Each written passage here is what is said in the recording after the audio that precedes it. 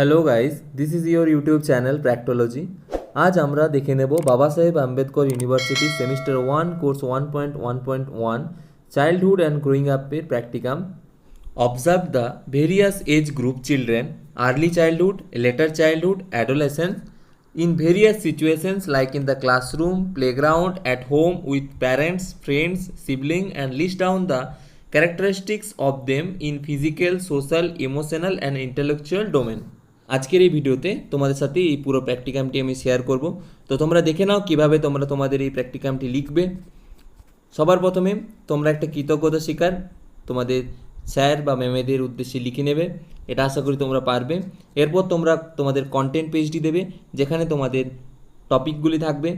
এখানে দেখো, প্রথমে আমি ভূমিকা দিয়েছি, তারপর বৃদ্ধি ও বিকাশের ধারণা, তারপর বৃদ্ধির বৈশিষ্ট্য, তারপর বিকাশের বৈশিষ্ট্য, বিকাশের বিভিন্ন পর্যায়, বিষয়ের উদ্দেশ্য এবং লক্ষ্য, প্রণালী ও নমুনা নির্বাচন, প্রথম বাল্যকাল স্তরে শিশুর পর্যবেক্ষণ বিবরণী, পরবর্তী বাল্যকাল স্তরে শিশুর পর্যবেক্ষণ বিবরণী এবং বয়ঃসন্ধি স্তরে শিশুর পর্যবেক্ষণ বিবরণী দিয়েছি। তো এইভাবে তোমরা এইভাবেই কন্টেন্ট পেজটি বানাবে। এরপর তোমরা প্রথমে ভূমিকা লিখবে।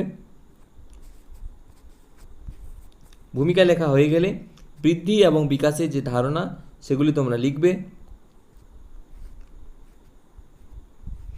এরপর বৃদ্ধির বৈশিষ্ট্যগুলি তোমরা লিখবে।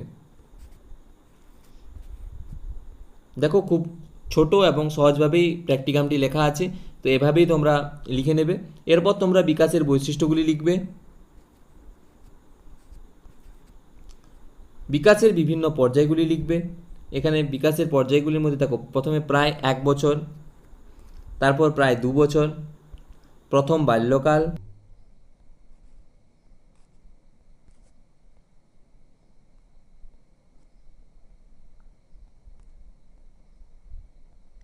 পরবর্তী বাল্যকাল অর্থাৎ 6 থেকে 12 বছর,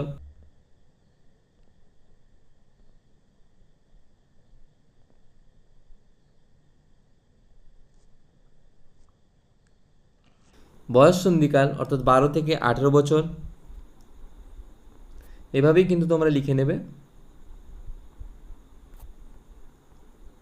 এরপর দেখো, বিষয়ের উদ্দেশ্য এবং লক্ষ্য সেটিগুলি কিন্তু তোমরা এখান থেকে লিখবে। এরপর তুমি বিষয়টি নির্বাচন করেছো, তার কারণ কি, অর্থাৎ বিষয়টি নির্বাচনের কারণ সেটি কিন্তু তোমরা লিখবে।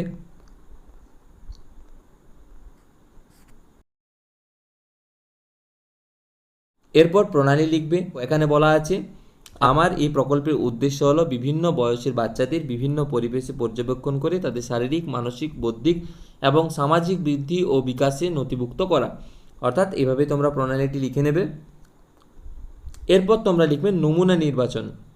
এখানে দেখো, প্রকল্পটি সম্পন্ন করার জন্য প্রতি বয়সস্তরের থেকে একটি করে 3টি বয়সস্তর থেকে সর্বমোট 3 জন শিশুর বৃদ্ধি ও বিকাশ কিন্তু তোমরা পর্যবেক্ষণ করছো, এভাবে লিখে নেবে। এরপর একটি প্রথম বাল্যকাল স্তরে শিশুর পর্যবেক্ষণ বিবরণীতে তোমরা প্রথমে সাধারণ বৈশিষ্ট্য দেবে, যেখানে যে শিশুর বিবরণী দিচ্ছ সেই শিশুর সাধারণ বৈশিষ্ট্য অর্থাৎ তার নাম, জন্ম তারিখ, বয়স, সে ছেলে না মেয়ে সেটি দেবে। শিক্ষাগত যোগ্যতা, পর্যবেক্ষণের স্থান, পর্যবেক্ষণের সময়কাল। এরপর সাধারণ বৈশিষ্ট্য হয়ে গেল। এরপর পারিবারিক বৈশিষ্ট্য দেবে, তারপর শারীরিক বৈশিষ্ট্য দেবে, তারপর বিশেষ বৈশিষ্ট্য দেবে, সামাজিক বৈশিষ্ট্য দেবে, প্রক্ষোভিক বৈশিষ্ট্য দেবে এবং বৌদ্ধিক বৈশিষ্ট্য দেবে। এরপরে একটি পরবর্তী বাল্যকাল স্তরের শিশুর পর্যবেক্ষণ বিবরণী তোমরা দেবে। একইভাবে তোমরা যেমন আগেরটি করলে, এখানেও সাধারণ তথ্যের মধ্যে তোমার নাম, জন্ম তারিখ এসবগুলি থাকবে, তারপর পারিবারিক বৈশিষ্ট্য থাকবে, এরপর শারীরিক বৈশিষ্ট্যগুলি তোমরা দেবে, সামাজিক বৈশিষ্ট্যগুলি তোমরা দেবে, তারপর প্রক্ষোভিক বৈশিষ্ট্যগুলি লিখে নেবে, এরপর বৌদ্ধিক বৈশিষ্ট্যগুলি লিখবে। এভাবে একটি বয়ঃসন্ধি স্তরের শিশুর পর্যবেক্ষণ বিবরণীও তোমরা লিখে নেবে।